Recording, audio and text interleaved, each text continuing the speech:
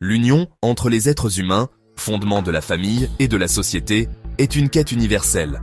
Partout dans le monde et à travers les âges, les communautés ont cherché à structurer les liens affectifs et sociaux qui les unissent. Cette quête a donné naissance à une mosaïque de coutumes matrimoniales, chacune reflétant une vision unique du monde.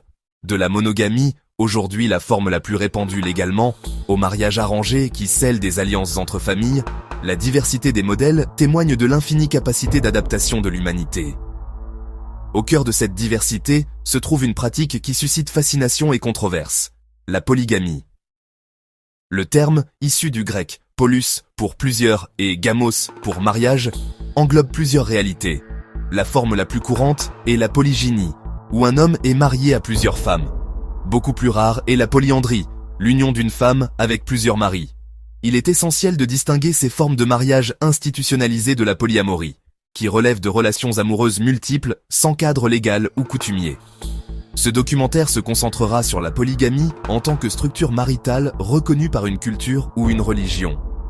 Loin d'être une simple curiosité, la polygamie a été une norme dans de nombreuses grandes civilisations.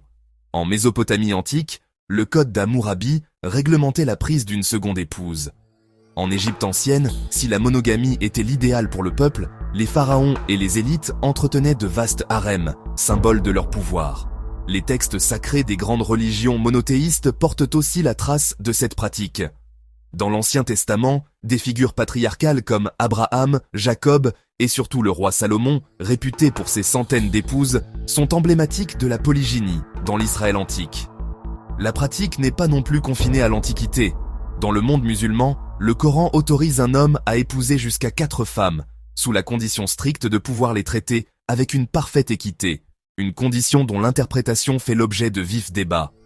Au XIXe siècle, une branche du mormonisme aux États-Unis a pratiqué le mariage plural pendant des décennies avant de l'abolir officiellement, bien que des groupes dissidents continuent de le pratiquer. De l'Asie à l'Amérique, la polygamie a donc traversé les continents et les époques, s'adaptant aux contextes sociaux et religieux. Cependant, c'est peut-être en Afrique subsaharienne que la polygamie conserve aujourd'hui sa plus grande prégnance sociale et culturelle. Ici, elle n'est pas une relique du passé, mais une réalité vécue par des millions de personnes. Profondément enracinée dans de nombreuses traditions, puis intégrée par l'islam, la polygynie africaine répondait à des impératifs clairs: accroître la main-d'œuvre, renforcer les alliances entre lignages, assurer une descendance nombreuse et garantir que chaque femme ait un statut social et une protection au sein d'un foyer. Mais aujourd'hui, cette pratique millénaire est au cœur de profondes transformations. Elle se heurte au cadre juridique moderne, souvent basé sur le modèle monogame. Elle est questionnée à l'aune des droits humains universels, et plus particulièrement des droits des femmes. Pour ses défenseurs, elle est un pilier de l'identité culturelle, un choix personnel ou religieux, et une structure sociale qui offre stabilité. Pour ses détracteurs, elle est un système intrinsèquement inégalitaire, une source de conflits familiaux et un frein à l'émancipation des femmes. Comment concilier le respect des traditions et l'aspiration à l'égalité? Quels sont les avantages et les inconvénients vécus au quotidien par les membres de ces familles plurielles? La polygamie est-elle vouée à disparaître avec la mondialisation ou trouve-t-elle de nouvelles formes d'existence? Ce sont ces questions complexes que nous allons explorer. Sans jugement, nous plongerons au cœur de l'histoire, de la sociologie et de l'intimité de la polygamie. À travers des témoignages poignants, des analyses d'experts et un voyage au cœur des sociétés qui la pratiquent, nous tenterons de déconstruire les mythes pour comprendre les multiples facettes d'une des formes d'union les plus anciennes et les plus controversées de l'histoire de l'humanité. Avant d'être un sujet de débat contemporain, la polygamie fut une institution sociale répandue à travers le globe et les âges. Pour comprendre sa complexité et les raisons de sa persistance, il faut remonter à ses origines, profondément ancrées dans les premières structures de la société humaine. Loin d'être un caprice, elle fut pendant des millénaires une réponse pragmatique à des défis universels. La polygamie trouve en effet ses racines les plus profondes dans les sociétés agraires et pastorales, là où la survie de la communauté dépendait directement de la terre et du bétail. Dans un monde où la mortalité infantile était effroyablement élevée et où chaque bras valide comptait, la structure familiale n'était pas seulement une affaire de cœur, mais une stratégie économique et de survie. Avoir une famille nombreuse était synonyme de prospérité et de sécurité. Plus d'enfants signifiait plus de main-d'œuvre pour les récoltes, pour s'occuper des troupeaux, et pour défendre le territoire contre les famines, les prédateurs ou les groupes rivaux. La richesse ne se mesurait pas en or, mais en tête de bétail et en nombre de descendants. Le premier pilier de cette pratique était donc la nécessité impérieuse d'assurer la descendance. Dans des sociétés majoritairement patriarcales, la continuité de la lignée, surtout à travers des héritiers masculins, était primordiale pour la transmission du nom, des terres et du pouvoir. Une seule épouse pouvait être stérile ou ne donner naissance qu'à des filles, ce qui était perçu comme une menace pour la pérennité du clan. Multiplier les unions augmentait mathématiquement les chances d'obtenir une progéniture nombreuse et, idéalement, plusieurs fils pour garantir l'avenir. C'était une assurance vie pour la famille et la communauté. Le deuxième pilier était purement économique. La polygamie était un véritable moteur de production. Chaque nouvelle épouse et les enfants qui naissèrent de cette union représentaient une force de travail supplémentaire et spécialisée. Les femmes gérèrent le foyer, la transformation des aliments, l'éducation des jeunes enfants et participaient un peu souvent directement aux travaux agricoles les plus importants comme la semence et la récolte. Les enfants, dès leur plus jeune âge, étaient intégrés dans les tâches quotidiennes. Une grande famille polygame était une unité de production autosuffisante et puissante, capable de cultiver plus de terres et d'élever plus de bétail que ses voisins monogames. Enfin, le troisième pilier était politique et diplomatique. Le mariage était rarement une affaire individuelle, c'était un contrat entre familles, clans ou même royaumes.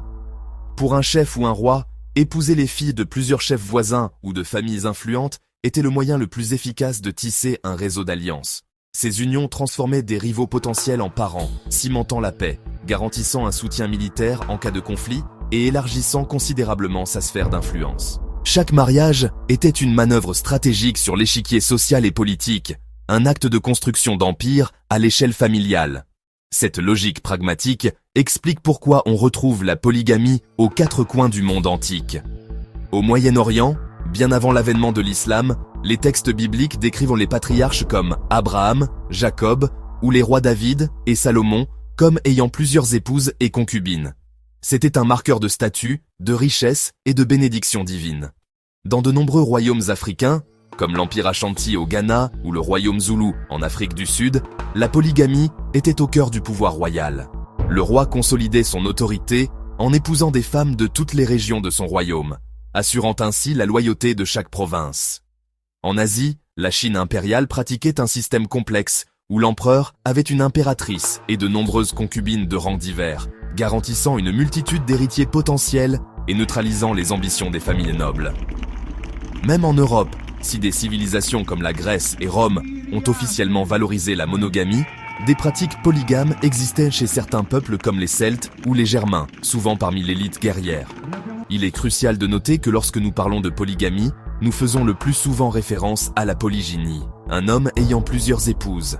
C'est de loin la forme la plus répandue historiquement. Cependant, une autre forme, beaucoup plus rare, existe. La polyandrie, où une femme a plusieurs maris. On l'a observé dans des contextes très spécifiques, comme dans certaines régions de l'Himalaya, notamment au Tibet. Là, elle répondait souvent à une nécessité de conserver des terres agricoles rares et indivises, au sein d'une même famille, les frères partageant alors une seule épouse.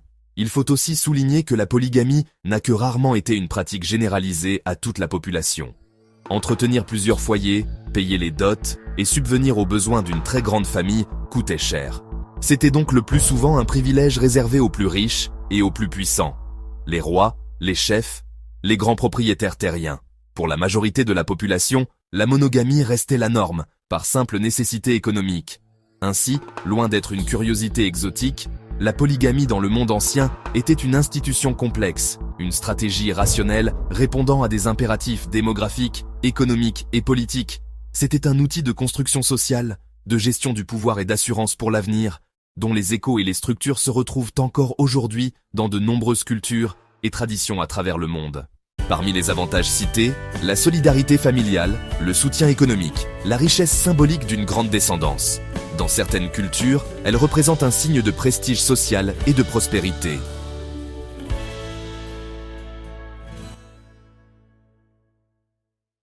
Mais derrière l'image d'une famille élargie et prospère, la polygamie cache une réalité bien plus complexe et souvent douloureuse. C'est une structure parsemée de défis qui mettent à l'épreuve la résilience de chaque individu impliqué. L'idéal d'harmonie se heurte fréquemment à la dure réalité de la nature humaine, révélant des fissures profondes dans le quotidien de ces foyers. Au cœur de ces difficultés se trouve la dynamique entre les coépouses. La rivalité est une composante quasi inévitable de cette configuration. C'est une compétition silencieuse et quotidienne pour obtenir le temps, l'affection et l'approbation du mari. Cette jalousie, qu'elle soit ouvertement exprimée ou silencieusement ruminée, peut empoisonner l'atmosphère domestique, transformant le foyer en un champ de bataille psychologique. Chaque geste, chaque parole est scrutée, interprétée, pesant lourdement sur l'équilibre familial. Comme l'explique la sociologue Dr Alix Martin, dans un foyer polygame, les femmes sont souvent placées dans une situation de concurrence structurelle. Le statut et le bien-être de chaque épouse peuvent dépendre directement de sa position par rapport aux autres. Cela peut engendrer un stress chronique, de l'anxiété et même des états dépressifs. Pour les femmes qui vivent cette réalité, le coût émotionnel est immense. Le sentiment de solitude peut être écrasant, même au sein d'une grande famille. Il y a la comparaison constante, la peur d'être délaissée ou remplacée, la douleur de voir l'affection du mari se tourner vers une autre. C'est un équilibre délicat où un seul faux pas peut rompre une paix fragile, où la confiance est un luxe difficile à s'offrir. Cette tension se répercute inévitablement sur la répartition des ressources. Bien que la tradition, notamment islamique, exige du mari qu'il traite ses épouses avec une parfaite équité, l'application pratique est souvent une source de conflit. L'égalité ne concerne pas seulement l'argent ou les biens matériels. Elle s'étend au temps, au soutien émotionnel, à l'attention. Comment un homme peut-il véritablement diviser son cœur et sa présence de manière égale? La perception de favoritisme, qu'elle soit réelle ou imaginaire, peut créer de profonds ressentiments, alimentant un cycle d'amertume et de récrimination. Et les enfants sont souvent les victimes silencieuses de ces tensions d'adultes. Ils grandissent dans un environnement où leurs mères sont des rivales, et cette rivalité peut se projeter sur eux. Les demi-frères et sœurs peuvent être montés les uns contre les autres, en compétition pour l'attention limitée de leur père et pour les ressources familiales. Le psychologue de l'enfance, Dr Lemoine, observe: les enfants de ces familles peuvent développer un sentiment d'insécurité et un besoin constant de prouver leur valeur. Ils peuvent avoir des difficultés avec leur identité, pris entre différentes influences maternelles et une figure paternelle qui est, par nécessité, partagée et souvent distante. Cela peut impacter leur développement affectif et leur capacité à nouer des relations stables plus tard dans la vie. Les défis ne se limitent pas au foyer. Dans le contexte des sociétés modernes et mondialisées, la polygamie soulève des questions juridiques et éthiques complexes. Dans de nombreux pays, notamment en Occident, la polygamie est illégale, qualifiée de bigamie. Cela contraint de nombreuses familles polygames à vivre dans l'ombre. Les épouses suivantes n'ont souvent aucun statut légal. Elles sont des fantômes aux yeux de la loi, sans droit à l'héritage, à la sécurité sociale ou à une protection juridique en cas de séparation ou de décès du mari. Cette vulnérabilité les place dans une position d'extrême dépendance. Sur le plan éthique, le débat est vif. Pour certains, la polygamie est un système archaïque qui perpétue l'assujettissement des femmes, un symbole clair du patriarcat. Ils soutiennent qu'un véritable consentement est impossible dans un contexte de pression sociale ou économique. Pour d'autres, qui invoquent la liberté religieuse ou le choix individuel, interdire la polygamie est une forme d'intolérance culturelle. Ils affirment que des adultes consentants devraient être libres de définir leur propre structure familiale. Il ne faut pas non plus oublier le fardeau qui pèse sur le mari. L'image du patriarche tout-puissant est souvent une façade. La pression de subvenir financièrement à plusieurs ménages, d'agir en médiateur constant dans les conflits et de répondre aux besoins affectifs de plusieurs partenaires et de nombreux enfants est immense. Ce stress permanent peut conduire à l'épuisement physique et psychologique. Ces défis, intimes, économiques, psychologiques et juridiques, brossent un tableau nuancé de la polygamie, loin des clichés simplistes. Ils nous obligent à nous interroger sur la viabilité de ce modèle dans un monde de plus en plus axé sur les droits individuels, l'égalité des sexes et le bien-être psychologique de l'enfant. Autrefois institutionnelle et valorisée, la polygamie existe encore aujourd'hui, surtout en Afrique de l'Ouest, au Moyen-Orient et en Asie. Certains pays l'autorisent légalement, d'autres la tolèrent culturellement, tandis qu'ailleurs, elle est strictement interdite.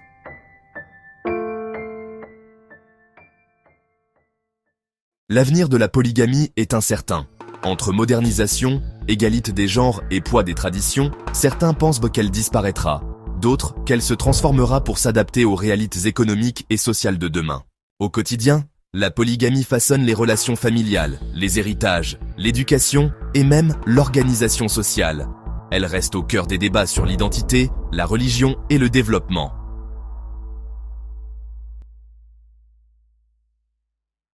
Qu'elle soit rejetée ou valorisée, la polygamie reste un miroir de nos sociétés, entre héritage du passé et construction de l'avenir.